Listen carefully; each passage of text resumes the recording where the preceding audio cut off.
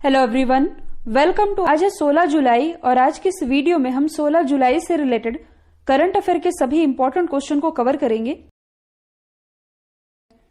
और कल और परसों दोनों के रिवीजन हम कर लेते हैं क्योंकि कल रिवीजन नहीं हो पाया था। किस राज्य ने जनसंख्या नीति 2021 से 30 की घोषणा की है? उत्तर प्रदेश ने, काफी विवादों में है। विश्व का सबसे गहरा पुल जीप डाइव पुल ये खोला गया है दुबई में। राष्ट्रीय डॉल्फिन अनुसंधान केंद्र की स्थापना पटना में की जानी है। खेलो इंडिया यूथ गेम्स 2022 का आयोजन हरियाणा में होगा और ये इसका चौथा एडिशन होगा।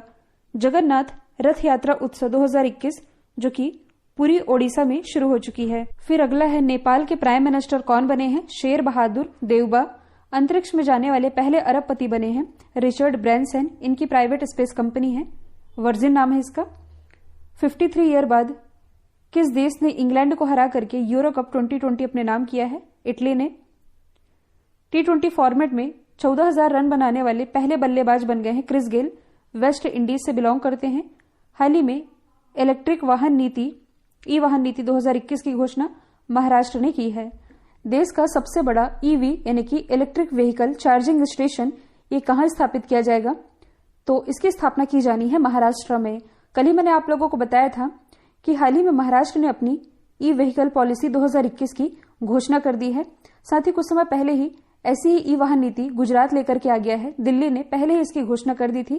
केंद्र सरकार की जो फेम 2 योजना है, फेम यानी कि faster adoption and manufacturing electric vehicle, कहने का मतलब है, देखिए जलवायु परिवर्तन की समस्या जिस हिसाब से बढ़ रही है, पेट्रोल तेल की कीमतें ये तो आप जान ही रहे हैं, आसमान छू रहे हैं। और भविष्य में यदि देखा जाए तो भारत ही नहीं, विश्व के जो देश हैं जो कि कार्बन से प्रदूषण फैला रहे हैं, कार्बन का उत्सर्जन जिन देशों में ज्यादा है वे इस तरह की पॉलिसीज अपना रहे हैं। फॉर एग्जाम्पल यदि हम ब्रिटेन का एग्जाम्पल लें तो ब्रिटेन ने तो यहां तक घोषणा कर दी है कि आने वाले सालों में, मतलब कि 2030 से हम अपने देश में पेट्रोल और डीजल कारें ये पूरी तरह से बंद कर देंगे। और भी कई कंट्रीज हैं, मैंने एग्जाम्पल के लिए बताया है। तो भारत सरकार भी क्या चाह रही है कि भारत में पेट्रोल और डीजल कारें ये धीरे धीरे कर करके बंद की जाएं।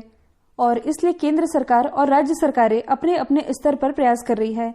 तो ये जो भारत का सबसे बड़ा ई वाहन चार्जिंग स्टेशन है, इसकी क्षमता की यदि हम बात करें तो देखिए इस स्टेशन में कुल मिलाकर के 21 ईवी चार्जर है, जिसमें 4 DC फास्ट चार्जर लगा हुआ है। 45 से 1 घंटे में ये वाहनों को चार्ज कर सकता है, जिनकी क्षमता 15 से 50 किलोवाट तक की है।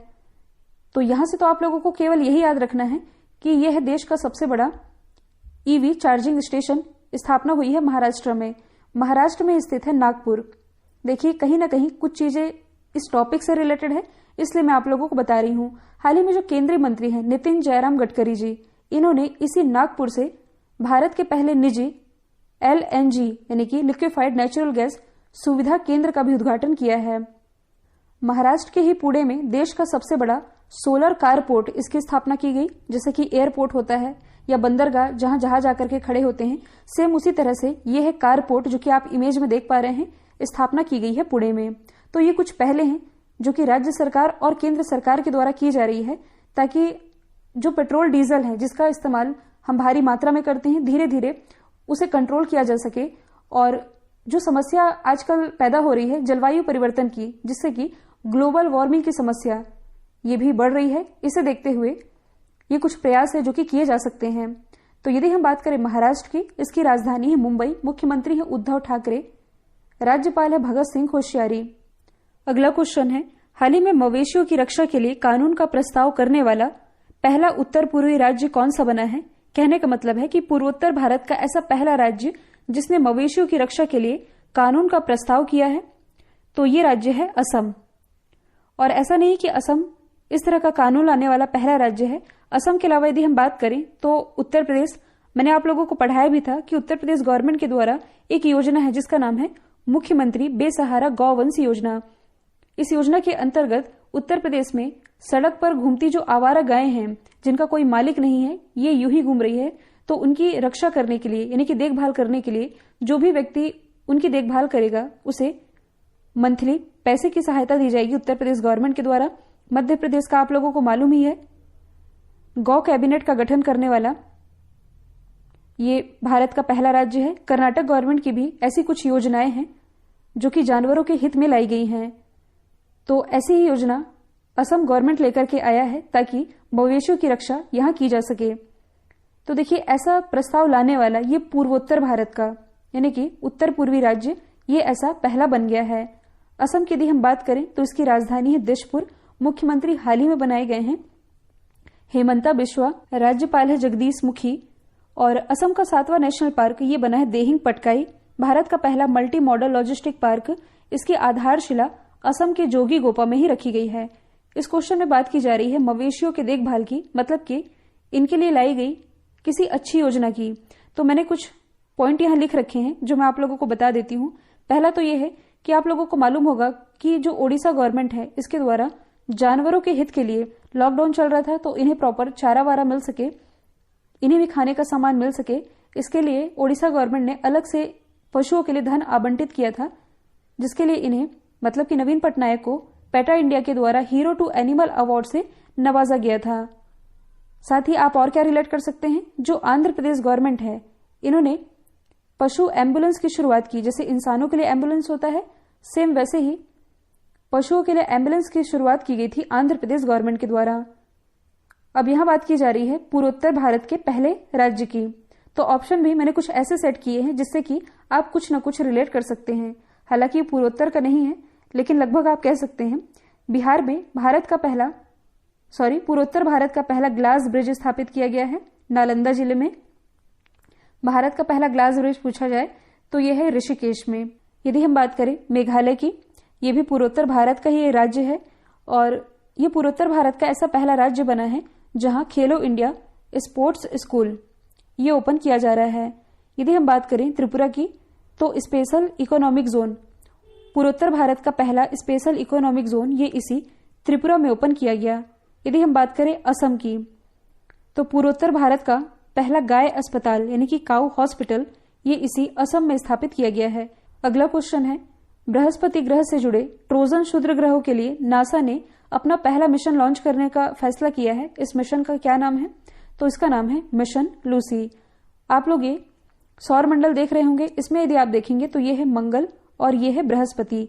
बृहस्पति के पास ये जो आप देख रहे हैं ये है एस्टेरॉइड यानी कि क्षुद्र ग्रह। तो यहां हम किसकी बात कर रहे हैं? ट्रोजन क्षुद्र ग्रहों की, जिसके अध्ययन करने के लिए नासा किसे भेज रहा है? अपना एक मिशन जिसका नाम है लूसी। एक और क्षुद्र ग्रह जो कि अभी चर्चे में था, मैंने आप लोगों को बताया था, बेन्नु क्षुद्र ग्रह। इस पर भी रिसर्च करने के लिए नासा अपना मिशन भेज चुका है और ये अपने जो सैंपल है ये भी पृथ्वी पर भेजना शुरू कर चुका है। तो यहां से आप याद रखेंगे कि ये जो एस्टेरॉइड बेल्ट है ये किन दो ग्रहों के बीच है? मंगल और बृहस्पति के बीच में।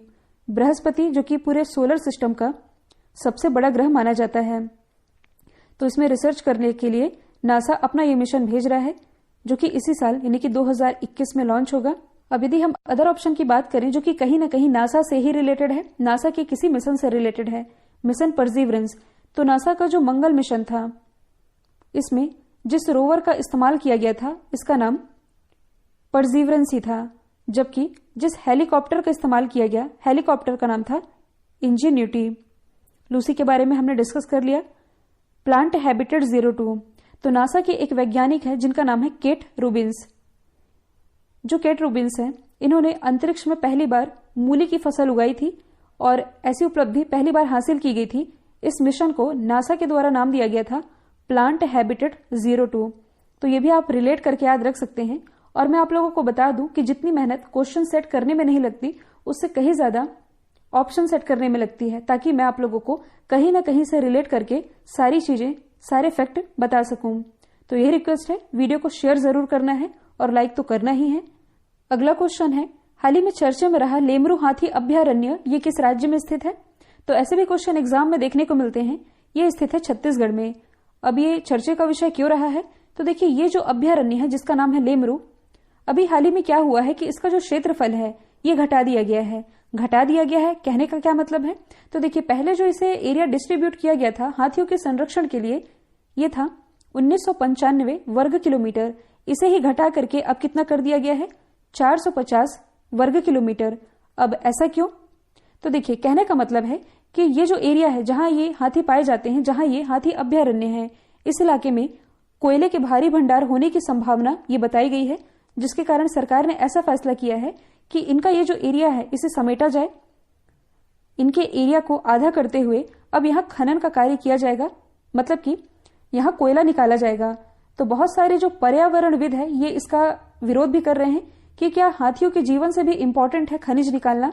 जैसे एक और घटना आप रिलेट कर सकें यदि, तो मध्य प्रदेश का जो छतरपुर इलाका है, छतरपुर में जो बक्सवाहा के जंगल है, बक्सवाहा के जंगल, यहां भी क्या हुआ है कि हीरे के भंडार पाए जाने की संभावना व्यक्त की गई थी, जिसके बाद से यहां हजारों की संख्या में पेड़ काटे जाने थे। लोगों ने एक कैंपेन भी चलाया, सेव बक्सवाहा कैंपेन। हो सकता है आप लोगों को याद आ गया हो। सेम उसी तरह से अब यहां खनन कार्य के लिए इस हाथी अभयारण्य का जो क्षेत्रफल है ये घटाया जा रहा है, क्योंकि हाल ही में एक रिपोर्ट रिलीज की गई थी जिसमें यह बताया गया था कि कोयला मंत्रालय ने 2020-21 में अपनी जो रिपोर्ट प्रस्तुत की है, इसके अनुसार कोयला उत्पादन के मामले में जो राज्य टॉप पर है ये छत्तीसगढ़ है। हो सकता है ये टॉप पर हमेशा बने रहना चाहता है, इसलिए इसने वन्य जीवों का ख्याल नहीं किया है और इनके क्षेत्रफल को घटा दिया है। छत्तीसगढ़ की यदि हम बात करें, इसकी राजधानी है रायपुर, मुख्यमंत्री भूपेश बघेल, राज्यपाल है अनुसुईया उइके। भारत का पहला गार्बेज कैफे ये इसी छत्तीसगढ़ के अंबिकापुर में ही स्थापित किया गया है। मनरेगा के तहत सबसे ज्यादा रोजगार देने वाला जो राज्य है ये भी छत्तीसगढ़ बना है। अगला क्वेश्चन है, हाल ही में विदेश मंत्री एस जयशंकर ने महात्मा गांधी की प्रतिमा का अनावरण कहां किया है? तो देखिए, हमारे जो विदेश मंत्री हैं ये कुछ समय पहले ही अफ्रीकी देश केन्या की यात्रा पर गए थे। इसके बाद कल मैंने आप लोगों को बताया था ताजिकिस्तान की यात्रा पर गए हैं, और अभी ये थे जॉर्जिया में, मतलब कि तो जॉर्जिया में इन्होंने महात्मा गांधी जी की प्रतिमा का अनावरण किया है। और ये मैं आप लोगों को इसलिए बता रही हूं, देखिए कल जब मैंने आप लोगों को ये बताया था कि जो यूएसएसआर था ये 1991 में 15 देशों में टूट गया था। तो जब ये 15 देश टूटे थे, इसमें से एक जॉर्जिया भी था। यहां से मैं आप लोगों को ये बताना चाह रही हूं कि यूएसएसआर के विघटन के बाद जब जॉर्जिया बना था, उसके बाद से यदि देखा जाए तो पहले भारतीय विदेश मंत्री की यात्रा है जॉर्जिया में, जो कि है एस जयशंकर। इन्होंने इस प्रतिमा का अनावरण किया है। यदि हम बात करें जॉर्जिया की, यह है जॉर्जिया की लोकेशन। यहां आप ये याद रखेंगे कि ये ब्लैक सी से सीमा साझा करता है, कैस्पियन सी से नहीं करता। जॉर्जिया की राजधानी क्या है? तो यह है तिबिलिसी, करेंसी है लारी। तो आप कह सकते हैं कि भारत और जॉर्जिया के संबंधों को मजबूत बनाने के लिए विदेश मंत्री एस जयशंकर की यह यात्रा रही है। अब जॉर्जिया की यदि हम बात करें तो देखिए इसकी रशिया से नहीं बनती है, क्योंकि जब से ये रशिया से मुक्त हुआ था तब से रशिया और जॉर्जिया के बीच अनबन चली आ रही थी। तो सवाल ये भी बनते हैं कि क्या भारत रशिया को जलाने के लिए यहां गया था? तो कभी कभी ऐसा भी होता है कि जो हमसे जलता है उसे जलाने में बड़ा मजा आता है। तो हो भी क्यों ना भैया, जो रशिया है ये भी तो चाइना के साथ अपनी बढ़त बना रहा है, तो हो भी क्यों ना भारत भी गया है जॉर्जिया। अब देखना यह होगा कि यहां से भारत के संबंध किस दिशा में पहुंचते हैं, क्या चीजें निकल करके सामने आती हैं। फिलहाल इनकी ये जो यात्रा रही है ये मैंने आप लोगों को बता दिया है। अगला क्वेश्चन है, भारत का स्वदेशी डिजिटल ऐप जिसका नाम है भीम यूपीआई, इसे पहली बार किस देश में लॉन्च किया गया है? तो ये भी हाल ही में लॉन्च किया गया है भूटान में। हमारी जो वित्त मंत्री है निर्मला सीतारमण जी, इन्होंने इसकी लॉन्चिंग की है। तो यदि हम बात करें सबसे पहले तो भीम की फुल फॉर्म बनती है भारत इंटरफेस फॉर मनी, और कई बार एग्जाम में यूपीआई का फुल फॉर्म पूछा गया है तो इसकी फुल फॉर्म बनती है यूनिफाइड पेमेंट इंटरफेस। तो भीम यूपीआई की स्थापना ये की गई थी 2016 में। अच्छा, यहाँ यूपीआई की बात की ही जा रही है तो एक और कंपनी का नाम आप रिलेट कर सकते हैं जो कि चर्चे में रही है, दैट इज फोन पे। हाल ही की न्यूज है कि यूपीआई पर 1 बिलियन ट्रांजैक्शन कंप्लीट करने वाली भारत की पहली कंपनी ये फोन पे ही बनी थी। फिलहाल हम डिस्कस कर रहे हैं भीम यूपीआई के बारे में, जो कि पहली बार लॉन्च किया गया है भूटान में।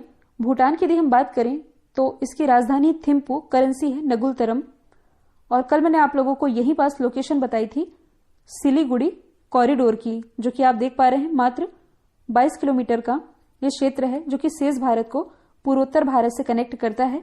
डोंगलाम रीजन, ये भी मैंने आप लोगों को बता दिया था, भूटान में स्थित है, विवादों में रहा था। अगला क्वेश्चन है, 2026 में होने वाले विश्व बैडमिंटन चैंपियनशिप की मेजबानी कौन सा देश करेगा? तो इसे होस्ट करेगा अपना देश भारत। कब करेगा? 2026 में। अच्छा, और भी कोई स्पोर्ट्स इवेंट है क्या जो कि भारत होस्ट करने जा रहा है? तो बिल्कुल है। आईसीसी मेंस वर्ल्ड कप कब होने हैं? 2023 में इसे होस्ट करेगा भारत। इंटरनेशनल हॉकी फेडरेशन के द्वारा जो हॉकी मेंस वर्ल्ड कप है, हॉकी मेंस वर्ल्ड कप, ये भी भारत में होने हैं 2023 में। ओडिशा के भुवनेश्वर और राउरकेला, यहां इस प्रतियोगिता का आयोजन किया जाना है। अगला क्वेश्चन है, हाल ही में लद्दाख ने 2025 तक स्वयं को, यानी कि लद्दाख तो खुद में ही यूटी है, खुद को ऑर्गेनिक बनाने के लिए किसके साथ समझौता किया है?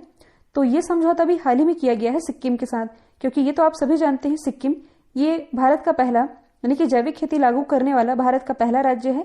इसके बाद हाल ही में कौन बना है? लक्षद्वीप, सिक्किम के बाद दूसरा, और ये पहला ऐसा यूटी है 100% ऑर्गेनिक बन चुका है। तो लद्दाख ने समझौता किया है सिक्किम के साथ ताकि ये 100% ऑर्गेनिक बन सके। टारगेट रखा गया है 2025 तक का। ये जो टारगेट है ये 3 चरणों में कंप्लीट किया जाएगा, मतलब कि पहले चरण में कुछ गांव लिए जाएंगे, फिर दूसरे चरण में, वो उतना ज्यादा इंपॉर्टेंट नहीं है, ये मैंने आप लोगों को बता दिया है। जैविक खेती लागू करने वाला पहला राज्य सिक्किम है। सिक्किम में जो रासायनिक उर्वरक हैं और जो कीटनाशक हैं, इनकी बिक्री पर पूर्णतः प्रतिबंध है। और ये तो आप लोगों को मालूम ही होगा कि जैविक खेती होती क्या है, मैंने आप लोगों को समझाया भी था। ऐसी खेती जिसमें कि जो कीटनाशक और उर्वरक होते हैं इनका इस्तेमाल नहीं किया जाता है, पूरी तरह से ऑर्गेनिक खेती होती है, यही है जैविक खेती। अगला क्वेश्चन है, हाल ही में वोग ने अपना ब्रांड एम्बेसडर किसे बनाया है? तो ये भी हाल ही में बनाई गई है तापसी पन्नू। वोग जो कि एक आई वेयर ब्रांड है, इसी की ब्रांड एम्बेसडर के रूप में तापसी पन्नू की नियुक्ति की गई है।